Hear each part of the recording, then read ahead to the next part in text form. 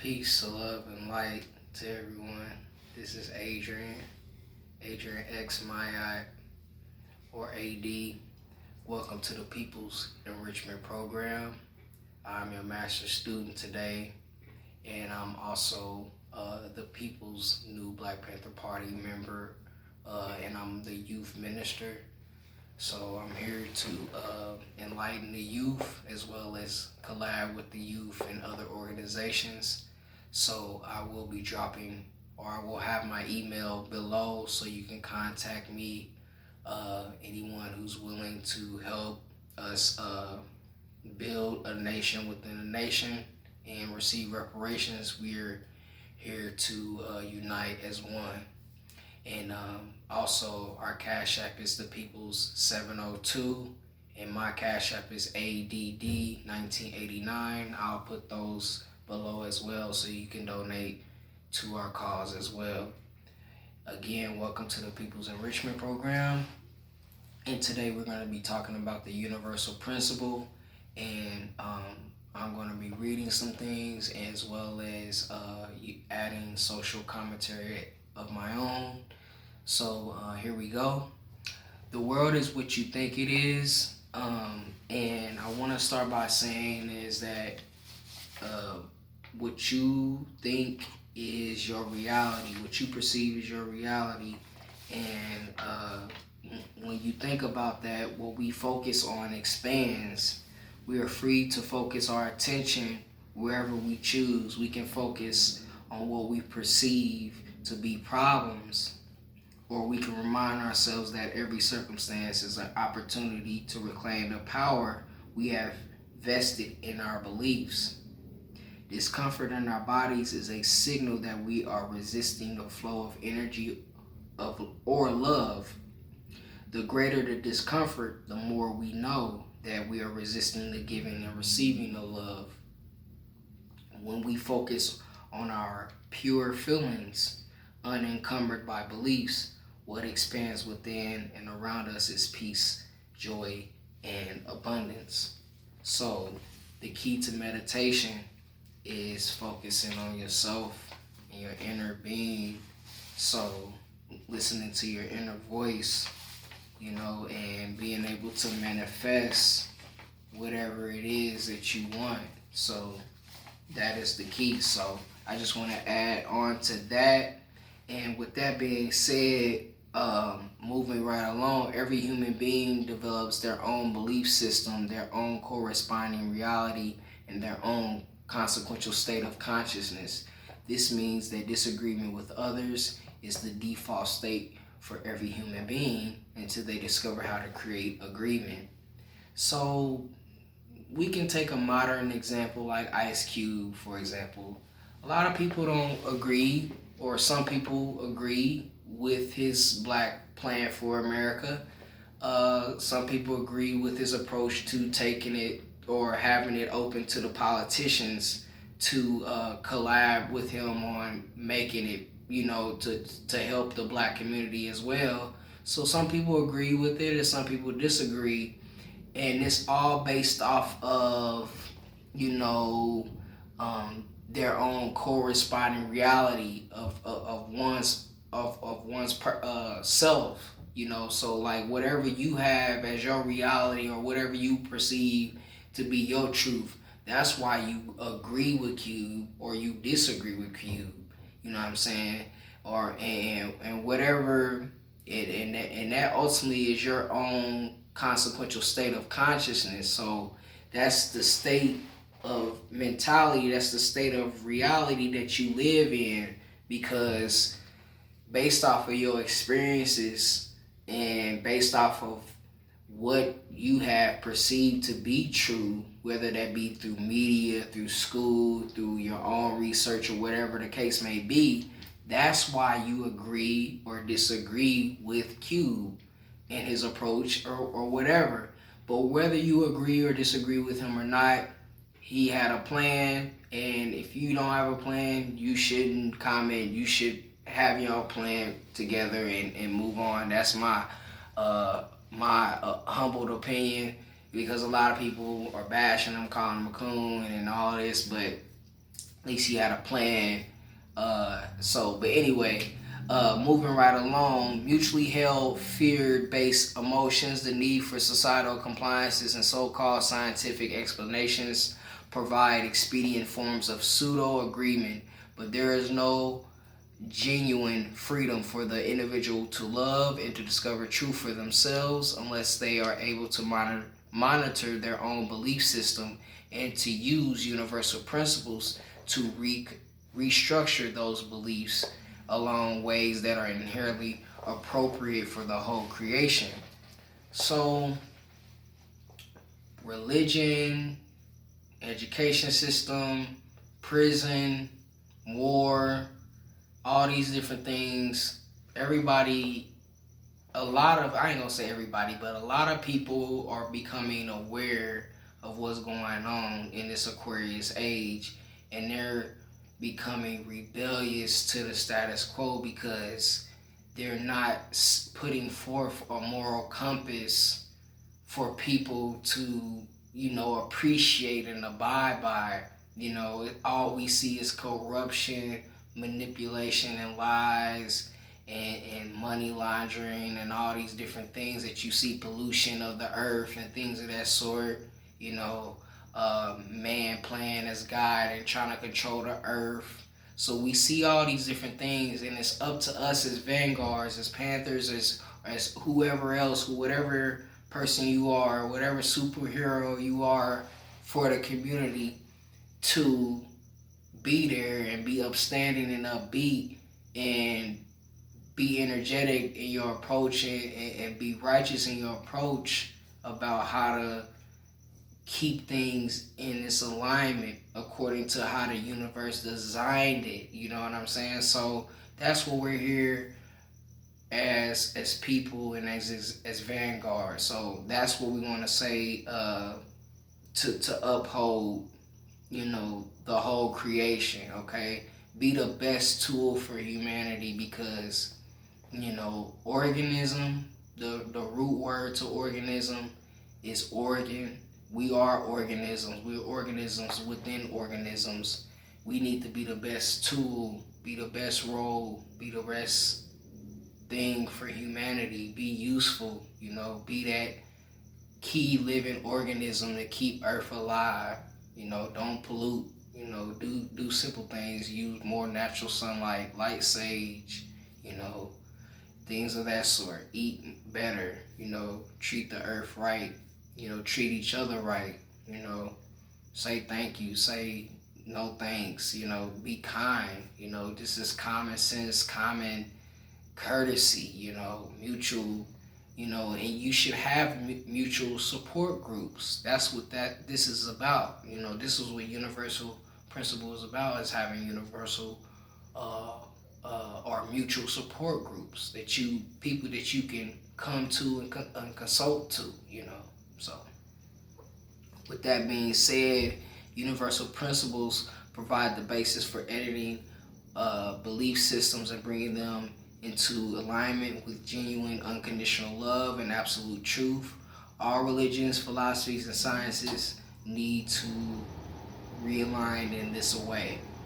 So that's just to say, like I said before, like as time goes and progress, or I don't like to use the word progress, but as time moves on, it's a cycle, because time is not measured on the linear scale from A to B. It's measured in the cycle time.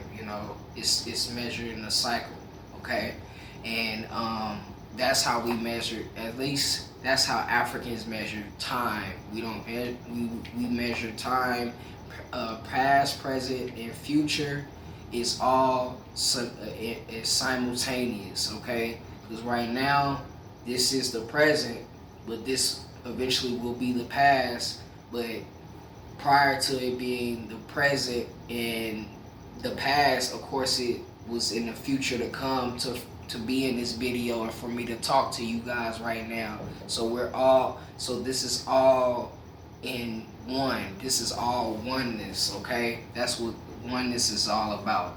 Okay, that's how time is not really a measurable entity. Man just put that on time, because he wanted to calculate everything and do this and do that. That's okay, but that's just how it is, okay? Time is just what is, okay? Time is just what is. But anyway, moving forward, what is a universal principle? Just to get more in depth, a universal principle is a supposition that always applies, to which no exception is to be found. Due to the general self-centered state of human consciousness, there will still be arguments about whether a supposition is actually universal. This is because the main reason for being on Earth is to become self-contained but not isolated individuals. Agreement between all individuals is essential, but not at the expense of personal freedom. Okay? So that's to say, when we talk about politics again, we want to come to a good agreement, and we want to have a peaceful and a harmonious energy and vibe between the people and the politicians. But if you guys are trying to, if it's on the expense of our personal freedom, we don't want to be a part of that. That makes us want to create our own thing, and you still trying to feed us dog poop and say it's chocolate ice cream, and we realize that it's not, and you still trying to do it, and it's like, no, we're not accepting that. You know what I'm saying? So this is what we're talking about when we say that agreement between all individuals is essential, but not at the expense of personal freedom. Okay, so this is about interdependency. So us becoming one as a unit, acknowledging that with trees we get back.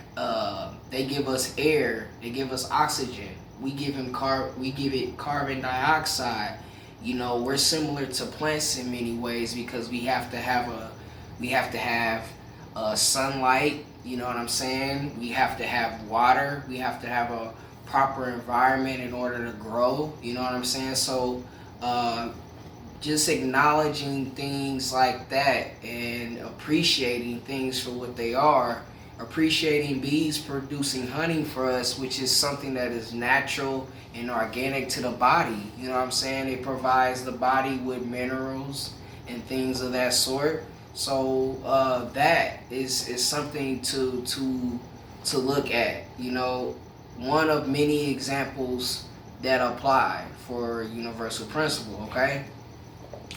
So for true individuality to occur, we each need to identify truth for ourselves, and that is only achieved through individuals' own creation of their own beliefs and through discussing them with loving and trustworthy individual or trustworthy others until complete agreement is achieved.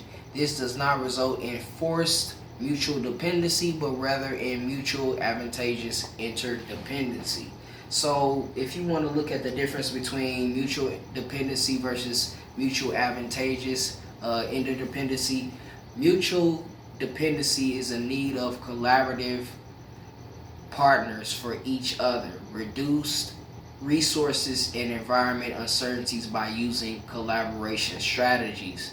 So in other words, you're going 50-50 with your partnership or with the parties involved. And the problem with that logic is when you're going by the 50-50 logic, you're not really giving it your all. You're not giving it your full 100%. You're relying on the other person, so you're kind of playing, or the other entities, and you're playing tug of war with all these entities because you're all going at 50%. Okay, so when the idea of mutual advantageous interdependency comes in, you think about us being as one unit, and when you look at it even further, you look at the means and ends, and the means and the ends are the same. The action and the outcome are one. To achieve peace, we feel and express our inner peacefulness. To enjoy life that works perfectly, we see and feel the perfection of everything and everyone, including ourselves. To experience the natural abundance of the universe, we feel and express gratitude for the abundance all around us. So therefore, you have that understanding with that party, and you will have this mutual support group, which is based upon universal principles. The mutual support groups provide a safe and nurturing environment in which to practice giving and receiving unconditional love and support, reconnecting with your feelings and reclaiming our powers. In such an environment, we learn to express qualities that lead to truly fulfilling lives: honesty, integrity, trust, surrender, compassion, generosity, humor, playfulness, creativity, and openness. Mutual support groups are founded on universal principles which always operate consistently in the same way in each of our lives. When we live by these principles, we are guided perfectly in enjoying and expressing the love, peace, harmony, and abundance that is our natural state. Okay? So this goes on to say is that no one is wrong or broken. People work perfectly to accomplish what they are currently accomplishing. Okay? And people always make the best choice available to them, giving what they know. So we're learning, we're still growing as being. As long as you're here as a man, as a woman, as a child, here breathing, there's always room for improvement. A true master is always in learning mode. Okay? Alright? So you always take up more knowledge, okay? And whatever goes against universal principle, you always combat it. Okay? Thomas Jefferson said, if a law is unjust, a man is not only to disobey it, he is obligated to do so. Okay? He said that. So there's a lot of laws in this society that we're obligated to disobey because it goes against our God-given rights, and we have our right as a man, as a woman, as a child to disobey those laws. Okay? And even King, many centuries after that, when he wrote in his letter, a Birmingham letter from jail, he wrote, one has not only a legal but a moral responsibility to he said one has not only a legal but a moral responsibility to obey just laws. Conversely, one has a moral responsibility to disobey unjust laws. So we understand the difference, and that's why people are standing up for themselves when it comes to our rights and things of that sort, and when it comes to our education, and it comes to everything that's going on here in this world. So I want to read on more things pertaining to universal principle. We kind of touched on some of it already, but I'm going to go over half of these principles, and then I'm going to save half the principles for the next video. So I want to keep it interesting. So I want you guys to come back, like, share, subscribe. And I'm going to read, there are 21 principles that are components that make up universal principles. I'm going to go through half. So I'm going to go through 10 today, and I'll go through 11 the next video. So like I said, like, share, subscribe. I'm going to put all the details for contact information and donation information in the link. So we're going to get into these principles. So the first principle is energy. Number one, the basic component of the universe. Energy occurs in either materialized or unmaterialized form. All that we see and feel is an expression of energy. Energy is synonymous with love.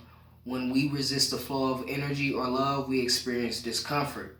When we align with the energy flowing around us, we feel joyful and at peace. Yep, that's right. Okay. So the second point is the infinite intelligence. So within all energy is an intelligence that is infinite, eternal, and purposeful. The infinite intelligence, which some refer to as God or love, is the source of all creative expression and the essential power in the universe. The way we view infinite intelligence is precisely the way we experience life. When we perceive infinite intelligence as an unconditionally loving and supportive energy at all times and under all circumstances, we experience our world and everyone in it as totally safe, loving, and generous. Number 3, oneness. Since the essence of everything is pure loving and energy, in the truest sense, we are one. When we feel our connection to our oneness, we feel the power of who we really are. Our oneness. Love is indivisible, and thus is not possible to love one thing or person more than another. Whenever we attempt to withhold love from anyone, we withhold love from everyone, including ourselves. The truth of this principle becomes clear to us as we allow our hearts to open and feel our interconnectedness. Number 4 is perfection.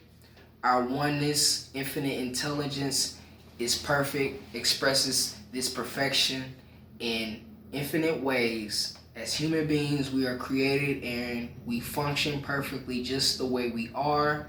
When someone or something appears to be less than perfect, we know that we have chosen to feel disconnected from our oneness. We feel connected when our hearts are open, wide, and we see and feel the perfection of everything. Excuse me, I'm gonna drink my water real quick.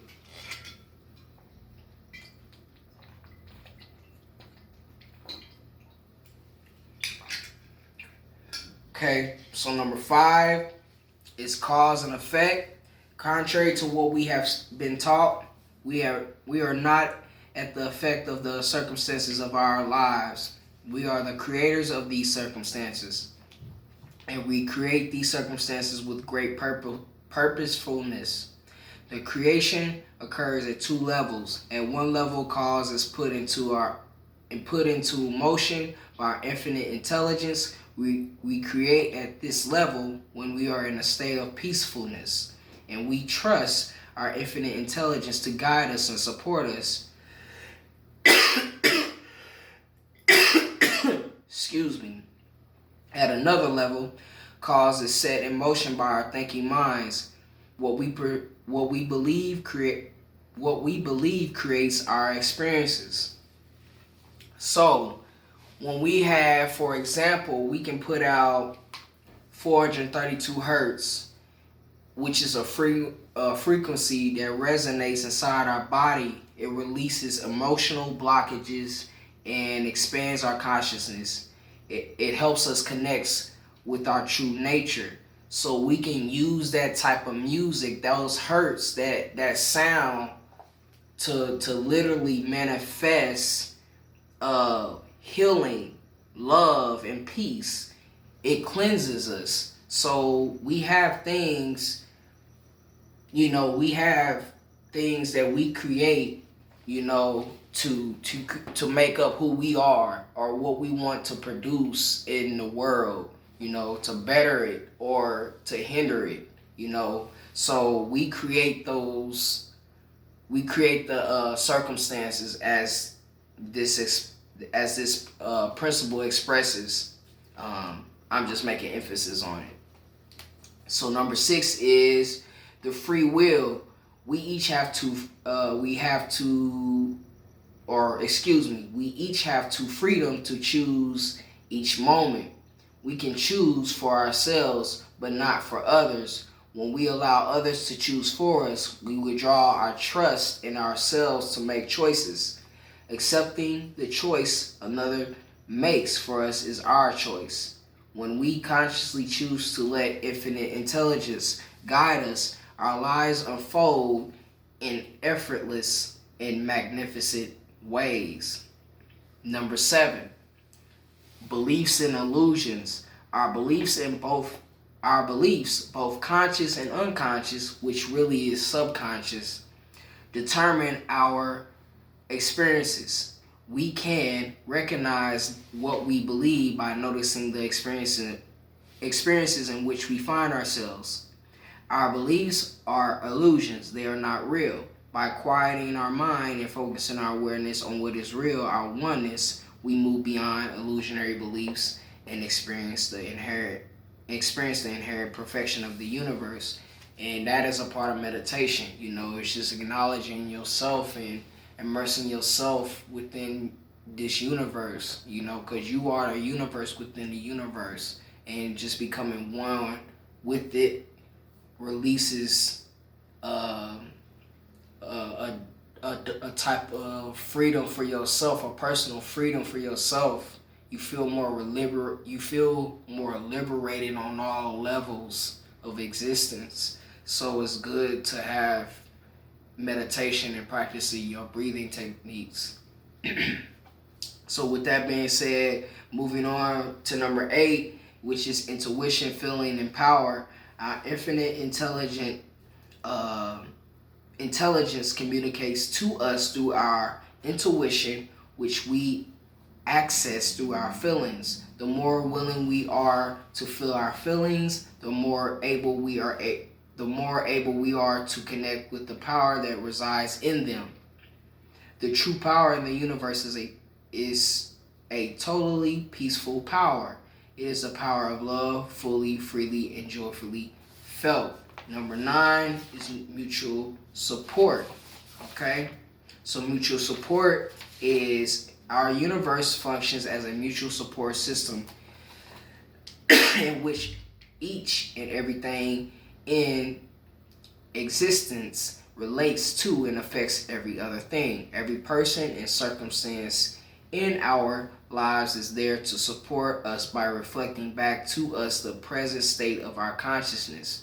Despite the prevalent belief that we are naturally competitive and adversarial, we always have the choice to create environments that are harmonious, nurturing, and mutually supportive. Choosing to join with others who share a commitment to living in mutual support is both self-loving and empowering. In Swahili, there's a term Ubuntu. It means we are because I am, or I am because we are, and that's just acknowledging, going back to the support group and just acknowledging we have the power to practice cooperative economics and empower each other through that fashion. So we are able to do that. We're able to empower each other in many ways with the greatest gift that we possess, which is the power of influence. So I'm going to read this last one, which is the mirror principle, and I'm going to say the last 11 principles for next time. And this principle is the mirror principle. Everything that we see and feel is a reflection of the state of our own consciousness. Every person we attract into our lives is showing us some aspect of who we are. Every feeling expressed by another mirrors a feeling deep within us. This reflection is a gift, for it allows us to be aware of the beliefs we hold. We then have the choice to reclaim the power we have vested in our beliefs.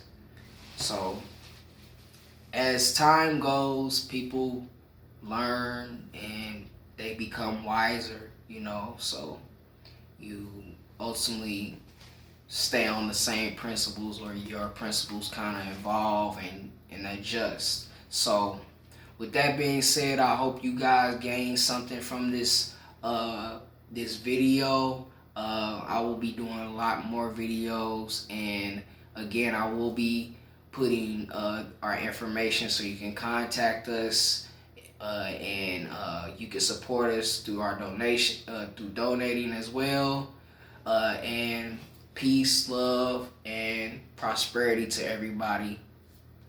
One love.